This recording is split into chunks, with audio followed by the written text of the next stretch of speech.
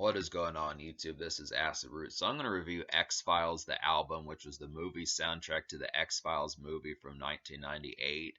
Basically, X-Files started off as a television show, and it got a movie in 1998. And I kind of wondered about it. I particularly kind of studied some movie soundtracks, and this is one of the ones that seemed interesting enough to kind of mess with. And the more I delved into it, the more it did kind of, I mean, I don't feel like this is like a sheer home run kind of chart success, but it does have some bubblers on here that's more surprising than I thought it was going to be, especially considering the fact that apart from like Foo Fighters and Tonic, I didn't know an overabundance of folks on here. So this is very much immersed. This is very much more of a Gen X album more so than a millennial album. I feel like this is probably for folks, you know, like 17, 20, 23 years older than me, something like that. But I still look at the concept of just being able to say, I found it to be a quality movie. X-Files was kind of a popular thing throughout the mid-late 90s and early 2000s and stuff. So I wanted to see some of these just because this is a little bit out of my element. Like I know about some alternative rock from like 1996, 1999 and stuff, but I haven't really listened to an overabundance of Foo Fighters. I do at least know their first album, but I don't know like a number of folks on here. Like I don't know Sting that well, the Cardigans that well, Better Than Ezra that well, Bjork that well, Ween that well, Filter that well. So there's just a number of folks. A lot of these are just particular, not necessarily, and it's not to say that this is kind of an awkward album, but a lot of these are just folks that were popular back in like 1994 and 1995, just to kind of more say that some of these were just kind of more amongst like contemporary, at least alternative radio around that time. And it's just kind of, it's one to kind of flesh some of these out. So maybe I could fuck with some of these folks. I know Tonic, but I just didn't know them that well. Tonic was kind of seen as like a one hit wonder.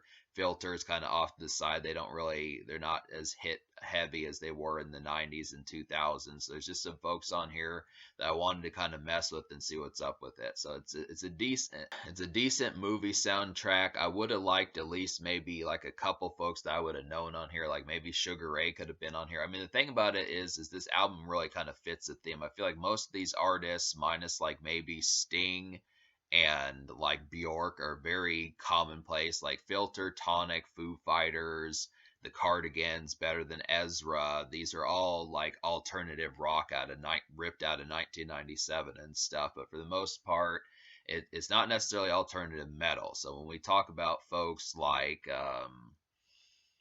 when we talk about folks like Korn and some of those type folks that I would have known, or Rob Zombie or something like that, just something that would have been a little bit more. This is a lot more makeshift. This is the thing about this album. This is job music. This is definitely day to day. Just have like a typical job. Maybe you work at Target or Home Depot or just something like that. Just typical kind of blue collar fanfare with nothing that really completely gets to the nightclub apart from the one song on here called One by Filter. That's about the only real nightlife kind of song that I had seen on this project. I mean, Bjork kind of tries to do it, but just doesn't quite pull it off as well. But apart from the Hunter song by Bjork and the one song by Filter, this album is pretty much day-to-day blue collar that's just very much concerned with house ready stuff and just mild stepping out stuff in like a light sense, but it's really just kind of more errands and bill paying and just work day to day type stuff. But I do like that concept just because job music is not terrible. This is just interesting, kind of get it, but it's just so like basic and so relaxed and just kind of lackadaisical. It's surprising just because this feels just so hazy.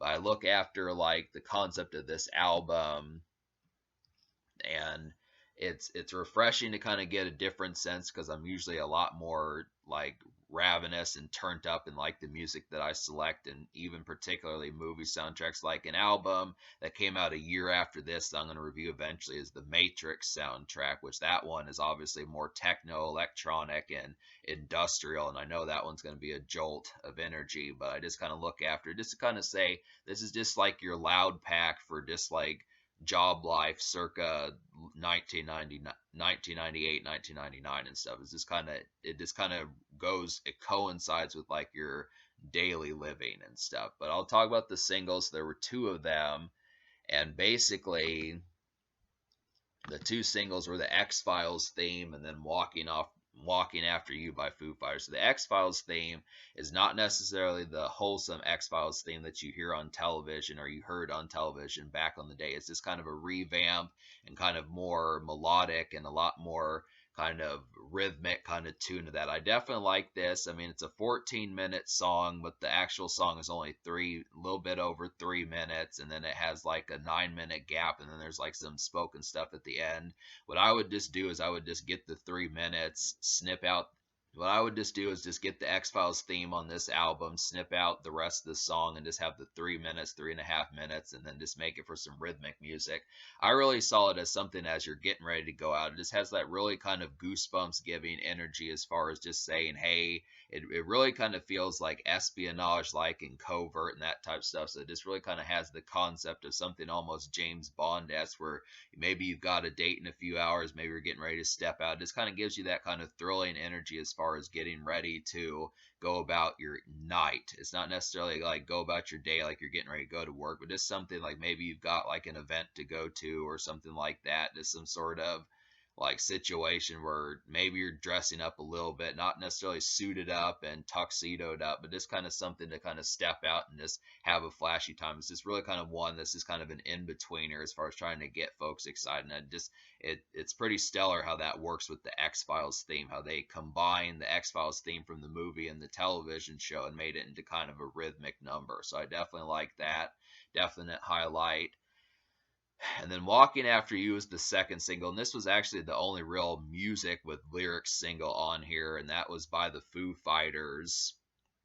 And the thing about this song is this is pretty much, there is another version of this song that's on another album where it's not quite as single ready, but this is kind of like it's an almost song for me. I don't wholesomely recommend this one. I recommend it, but it's just kind of one I'm on the fence about. And the main reason why Walking After You is an almost song for me just because it's a very lovey and kind of super passionate kind of song. And I just kind of feel like the concept is I just can't think of too many moments where to that degree. I mean, it's definitely a romantic song to kind of have that after effect, but I just look after it. It's just not, this is kind of more emphasized more in the romance than a typical song. And I just look after it. It's a little bit not necessarily just boo-booed up, but kind of more in like, really kind of starstruck and just shell shocked, love struck kind of atmosphere that I got from it. This really is like an emphasized kind of passionate kind of song. It just felt a little bit more emphasized than what I was expecting. And just, considering that Foo Fighters have all sorts of multitudes of singles that they do, they have their up tempo songs, they have their makeshift songs, they have their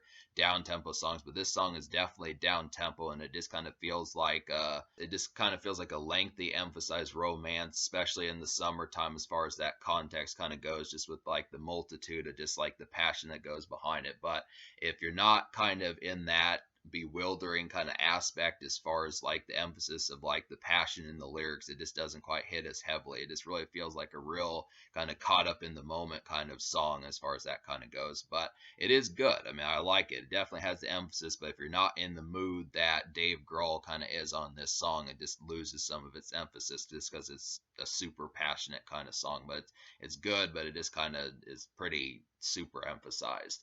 So I just kind of look after it like, so to talk about, like, I'm gonna go ahead and recommend. There's 14 songs in this album, and I wound up recommending at least 4 plus 2 almost songs. So I'm gonna recommend those songs. The 4 songs would be One More Murder by Better Than Ezra, Deuce by the Cardigans, the X-Files theme that I already talked about, and then Flower Man by Tonic. And then the 2 almost songs would be One by Filter and Walking After You by Foo Fighters. So the Filter song is an almost song just because I like this song enough to be able to say it's like a good mid-tempo kind of rave type number. Definitely has very similar vibes to like Nine Inch Nails in their Downward Spiral days. I think one of the band members in Filter was also for a time a part of Nine Inch Nails, but I kind of look after it. I kind of feel like the song structure just kind of grated me a little bit more just because the first verse was so lengthy compared to the second verse. And I kind of would have liked for them to have been evened out a little bit more. It just kind of had like an awkward kind of template for kind of doing that. It's just more personal gripes, but I kind of still felt that way about it. But I just would have to say it is like a pretty nice mid-tempo rave type number, and it does have, it's one of the few songs in this project that's actually amidst the stepping out, as opposed to like getting ready to, or like getting off work or something like that. This is not, this is one of the few songs that's like not blue collar makeshift kind of typical day-to-day fanfare, and I do like that concept. This has very kind of like a ghostly kind of feel, and has a very ghostly kind of feel in the verses, just really kind of light and mild and just kind of skimmy and just kind of trippy in like a sense, just in terms of some of that. It's really very similar to Nine Inch Nails, but just the concept, there needed to probably be at least another song or something like this on this project. This is just kind of an oddball, just because this interesting kind of get this kind of ghostliness and such a concept where the, you would think that there'd be at least another rave type number on here, but this is about as is, it's a pretty mild rave number. It's not quite as crazy as like something like when you would think of like The Matrix the album, or like other crazy albums, like stuff like that, like something from like, you know, just more kind of ravenous kind of action movies. But I like the concept of at least getting this number on here because it's refreshing. So I feel like One More Murder is a great song just because this one's kind of meant for getting ready to step out.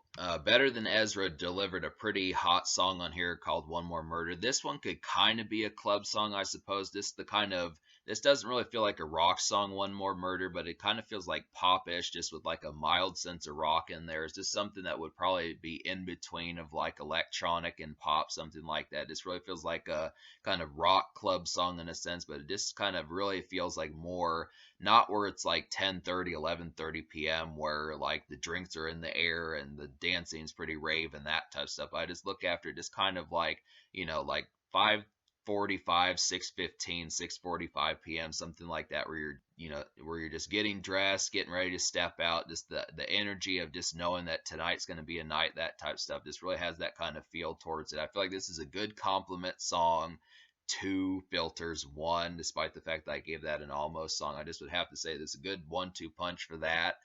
A song that's kind of a more relaxed song is just kind of Deuce by the Cardigans. This was just kind of an oddball one. This is definitely a winding down song, which I don't hear oftenly. I mean, these used to kind of happen in like 97, 98, some of that kind of hazy, kind of dusky kind of feeling days, like the stuff that Marcy Playground would do. But this one just kind of feels like a winding down kind of song where you're just not getting ready to step out and get ready to have a night, but just kind of go home. Just work was tough, that sort of stuff. Just go home, read the paper, watch the news, something like that, have a beer, watch some football, some of those type moments, and just kind of relax. It's just kind of within that sense as far as that kind of went. But it is kind of a romantic song. This is probably a more even based romance than the Foo Fighters song, I would have to say. But that's a nice one. And then Flower Man. Flower Man's a kind of mid stepping out kind of song, where this is another one like One More Murder that's kind of about kind of at least the Flower Man's another one that's at least about the idea of stepping out. It kind of has like some mid rock kind of energy. Once again, very similar to Marcy Playground and like folks like that. Like I'm trying to like, yeah, folks like Marcy Playground and just typical 97, 98 alternative rock. I can't think of too many of these bands, but this one just has like a nice mid kind of energy about it. And it's just kind of probably a night venue song that I would play at like 7:30, but probably no later than like 8:45, 9 p.m., where it just kind of has that energy of like, hey, tonight's going to be a good night, but it's just not quite got the sheer ravenous energy. This album, minus the one song by Filter, does not really get towards like the sheer craziness. It just kind of flirts with the idea of it, but never full blown like acknowledges it or engages with it in terms of saying that these are going to be some great nights. This is not really a weekend album. It's kind of more of like a Wednesday, Thursday album where things are going to happen eventually, but it's just kind of like the conduit and kind of in between project as far as trying to get that, because most of these songs, or I do feel like Flower Man and One More Murder are kind of intended, but they just don't have the sheer carnivorous energy of like truly saying that the party's going bananas or something like that. But Filter, even Filter, even the one song by Filter is kind of where it's just light and like in terms of its energy that it has. I mean, it has enough infectious energy to be able to hold it, but I just kind of feel like it's just not. I'd probably rate it in terms of craziness of like a 7.5 out of 10. So it's just kind of, it's relatively happens to be a thing. But this album, this album does have some of these concepts on here, but it does have the main focus of just being your makeshift kind of loud pack, your day-to-day loud pack and that type of stuff. So that's just kind of the thing. But to talk about some of the songs I didn't like on this album, I kind of feel like there just were some kind of oddball ones, like the Sarah McLachlan song just didn't really fit. I mean, that one was kind of, the Sarah McLachlan one kind of had like an odd kind of covert and James Bond-esque kind of production on here that just kind of felt like an oddball one to kind of figure out where to listen to. And the Sting song was kind of an oddball one too, just in terms of some of that. And there's just kind of like a lot of these are, then the Ween song just didn't quite have quite enough good energy. I felt like they probably should have had a similar template to like Tonic and Better Than Ezra and some of that type of stuff. It just kind of was a different kind of format and subgenre of alternative rock than what probably needed to kind of happen. And then like there was kind of a new wave 80s song on here by The Cure, which was more than this, that didn't really fit like this project either. That felt like maybe 10 years out of place. And then like X's Crystal Ship was just kind of an awkward kind of one too. And then X's Crystal Ship just didn't quite have the right tempo of energy as far as that kind of went. I was kind of looking for more of like some of these hazy kind of alternative rock type numbers where I feel like a lot of these songs on here kind of I feel like a lot of songs on this album just kind of stick out like a sore thumb. I mean, I feel like some of these like Foo Fighters, Better Than Ezra, Tonic, the Cardigans, they do at least have some of that alternative rock kind of theme, but this album kind of felt like in somewhat of an identity crisis just because the way that some of these songs kind of happen. There's just there's some odd kind of placements of songs on here that just don't fit the overall kind of alternative rock kind of theme as far as that kind of went. I feel like a lot of these, like there's some lengthy songs like this Tiat, I can't even pronounce the song by Noel Gallagher. That one was just kind of a lengthy instrumental that wasn't that hard hitting. There's just kind of some odd ones. I kind of feel like when some of these are just kind of more off to the side, and some of the ones that just don't quite have as like banner names like Foo Fighters or Bjork or something like that, I kind of feel like some of these just kind of created songs that just were kind of more kind of just isolated in terms of like what you would have been looking for. I feel like at least some of the concepts that happen, like looking at Foo Fighters or looking at the Cardigans or Better Than Ezra, some of these did have a particular theme that just felt more relevant to like the times of what was going on. But a lot of this just felt like multitudes of facets that came from angles that just did not have like a shrill kind of overpowering theme as far as being able to back it. And that just kind of happened to be a thing as I just look after it.